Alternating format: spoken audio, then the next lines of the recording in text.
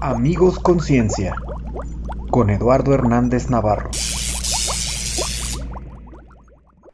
¿Qué tal, amigos? Bienvenidos al primer episodio de Amigos Conciencia.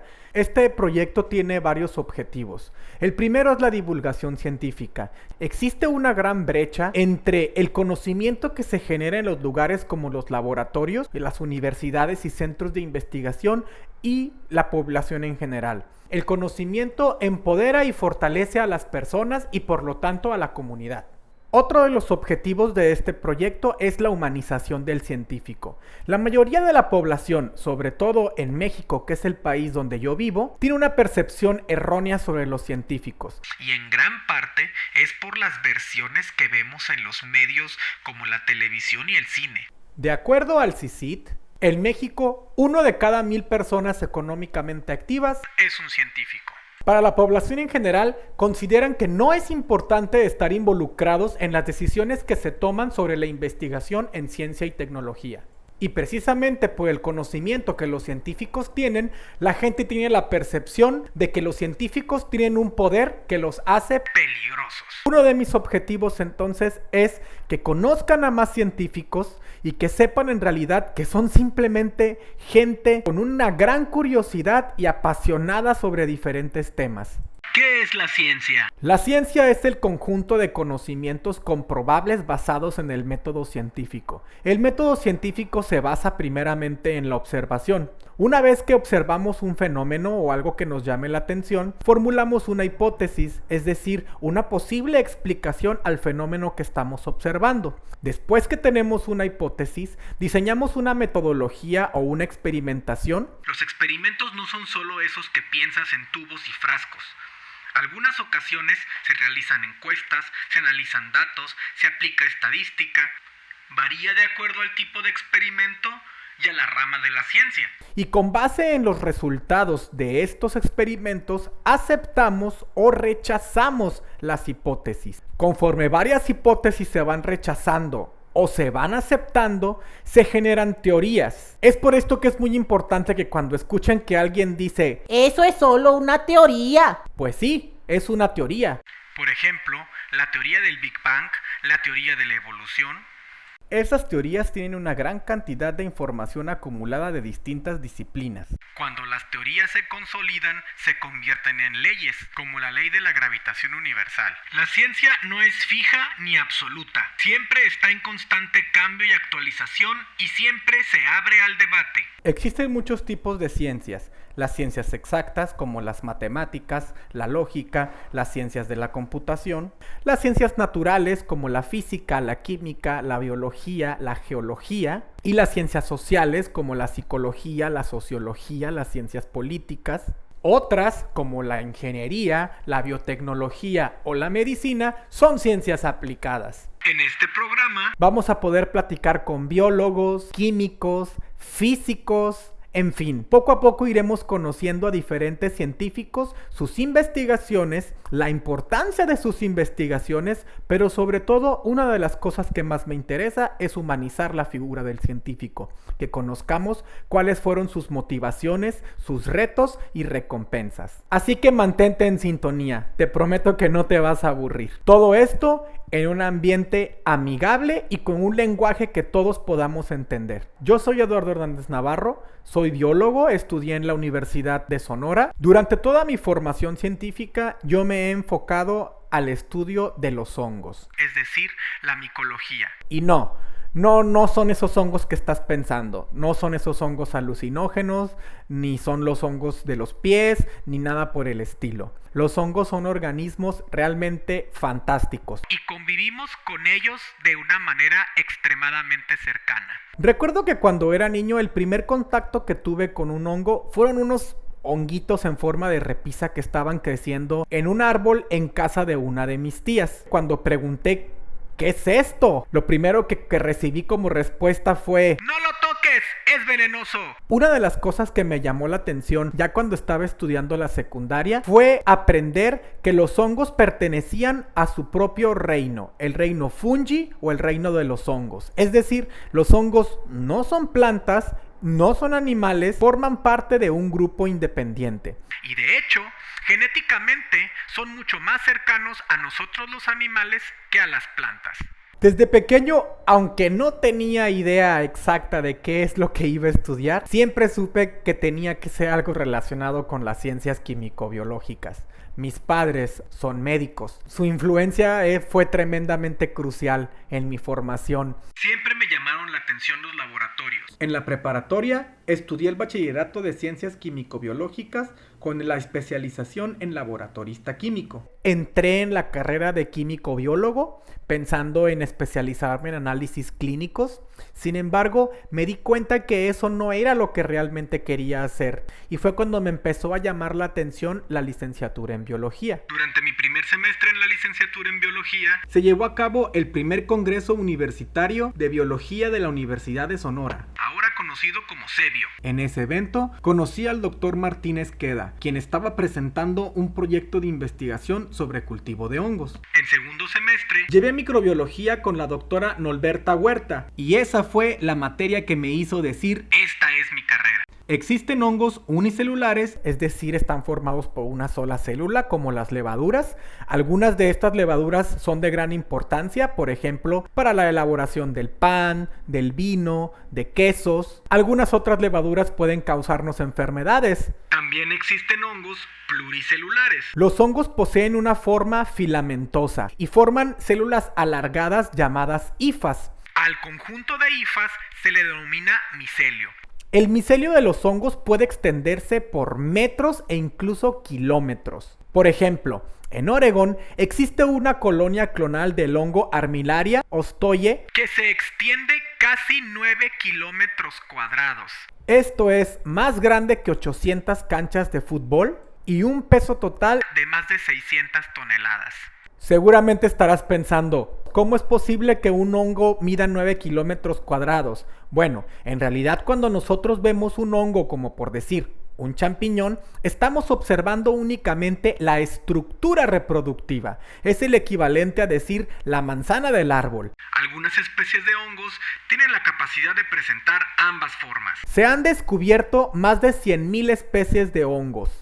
Muchos de ellos son microscópicos. Se estima que pueden existir un mínimo de 700,000 a 1.500.000 especies y se estima que pudiera haber hasta 4 a 6 millones de especies, la mayoría microscópicos. Y esto se debe a que muchos de estos hongos microscópicos están asociados a ambientes u hospederos como plantas o animales en específico. Por lo tanto, aún falta muchísimo por descubrir. Se descubren aproximadamente 1.800 especies de hongos nuevas cada año. Aunque seguramente cuando piensas en hongo, piensas en un bosque o en una selva donde llueve mucho, podemos encontrarlos en básicamente cualquier ambiente. En lo personal, yo trabajé durante mucho tiempo con hongos en el desierto. Estas especies presentan características muy distintivas debido a un conjunto de adaptaciones a los ambientes secos, desde su forma, textura, forma y color de sus esporas. Las esporas son el método principal de reproducción de los hongos y son algo así como las semillas de las plantas. Tuve la fortuna de encontrar algunas especies que no habían sido citadas para el estado de Sonora.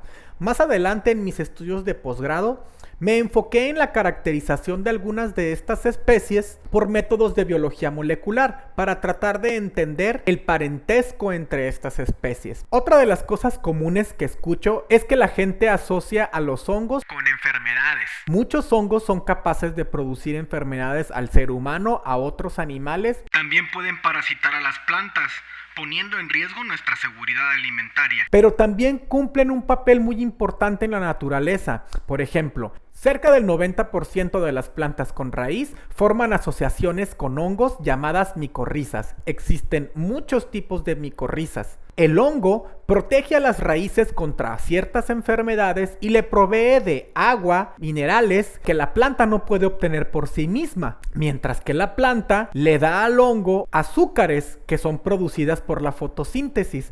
A este tipo de relación se le conoce como simbiosis mutualista. Los hongos, por lo tanto, han sido súper importantes en la evolución de las plantas para que éstas pudieran colonizar ambientes terrestres. De hecho, existe evidencia fósil que indica que durante un tiempo hubo hongos enormes de 8 metros de altura, mucho antes de que hubiera árboles. Este hongo prehistórico es llamado Prototaxites. Sabemos que una de las actividades principales de los hongos en los suelos es crear suelo. Ellos son capaces de solubilizar minerales como el fósforo, el potasio, el hierro. Muchos son saprobios y ayudan a reciclar materia orgánica. Si no existieran los hongos, estaríamos hasta el tope de materia orgánica sin descomponer. De hecho, esto ya ocurrió. Hace aproximadamente 400 millones de años, en el Devónico, comenzaron a existir las primeras plantas con lignina, es decir, madera. En ese entonces no existía ningún organismo capaz de degradar la madera. Se fueron acumulando a tal grado que a esta era le conocemos como el Carbonífero. Es donde hemos tenido la mayor cantidad de oxígeno en la atmósfera, lo que permitió que hubiera algunos insectos y otros artrópodos de tamaños gigantescos. Pero aún no existían las termitas, no existían hongos capaces de digerir la madera que se fue acumulando en forma de carbón. Fue una de las causas de la siguiente extinción masiva del Pérmico-Triásico. Aproximadamente en esta época es donde hubo un pico tremendo de diversidad de hongos, ya que varios de ellos empezaron a aprender a consumir la madera. Y más adelante se fueron diversificando en todas las formas que conocemos actualmente de hongos macroscópicos. Los hongos también se pueden asociar, por ejemplo, con algas y forman organismos muy interesantes llamados líquenes. Y me refiero a microalgas, sobre todo cianobacterias. La cianobacteria o el alga no puede vivir fuera del agua. El hongo protege al alga y le ayuda a obtener agua y minerales, y el alga le paga al hongo por medio de los azúcares de su fotosíntesis. Los hongos son pequeñas fábricas de distintas sustancias químicas. Son una de las principales fuentes de antibióticos, vitaminas, enzimas e incluso varias toxinas. O micotoxinas. Son de gran importancia para la salud humana. Cuando los alimentos comienzan a ser descompuestos por los hongos, producen estas toxinas que más adelante nosotros podemos consumir, sobre todo en granos, como por ejemplo el trigo, el maíz, semillas como cacahuates, entre otras. Y uno de los principales problemas es que estas toxinas son muy resistentes. Aunque nos deshagamos del hongo, la toxina sigue estando presente en los alimentos. Y esas toxinas están relacionadas con enfermedades como cáncer, abortos espontáneos, malformaciones del feto, daño a órganos como riñones, hígado o el sistema nervioso. Hablando de especies que provocan efectos neurológicos, sabemos que el consumo de setas tiene una cara positiva y una cara negativa. Se sabe de distintas culturas americanas que empleaban setas alucinógenas con fines de rituales espirituales. Y de hecho en la actualidad se ha investigado mucho sobre estas sustancias que son la psilocibina y la psilocina como alternativas terapéuticas para tratar trastornos mentales como la depresión y la ansiedad. Algunas otras setas son venenosas, nos podrían causar desde una diarrea o un vómito hasta la muerte. Por eso es muy importante no consumir setas silvestres sin estar seguros de su identificación. Sin embargo, no todo es negativo en el consumo de las setas. Muchas setas tienen un gran valor nutricional. Son excelente fuente de proteína, de fibra, de todos los aminoácidos y de muchos compuestos benéficos para la salud. Algo que admiro mucho de estos organismos es su capacidad de transformación. Son capaces de convertir la decadencia en belleza pura. Y si no me creen, los invito a que busquen imágenes de hongos y quedarán maravillados con las formas tan hermosas que pueden presentar. Hacer ciencia no es fácil. Te encuentras primeramente con una gran falta de presupuesto. Cada vez se les exige más a los científicos con menos presupuesto. Un país que no invierte en ciencia y tecnología está condenado a no ver el progreso. Además de saciar mi curiosidad, una de las satisfacciones más grandes que puedo encontrar de realizar ciencia es el poder agregar, aunque sea un renglón al conocimiento, a través de artículos, presentaciones en congresos, en simposios, donde te encuentras a un montón de científicos, cada loco con su tema. La colaboración entre científicos, entre disciplinas afines y la multidisciplinariedad es pieza clave para el avance del conocimiento científico. Y debo de añadir que entre más estudio a estos organismos, siento que menos sé y quiero aprender cada vez más. Eso es todo por el episodio de hoy. Espero que les haya gustado esta pequeña introducción. A partir del próximo episodio comenzaré a tener invitados. Hasta la próxima y recuerden, amigos, conciencia. Esto fue Amigos Conciencia. Si te gustó este episodio, compártelo. Y síguenos en nuestras redes sociales, en Instagram, @amigosconciencia. Y en el próximo episodio hablaremos sobre los virus.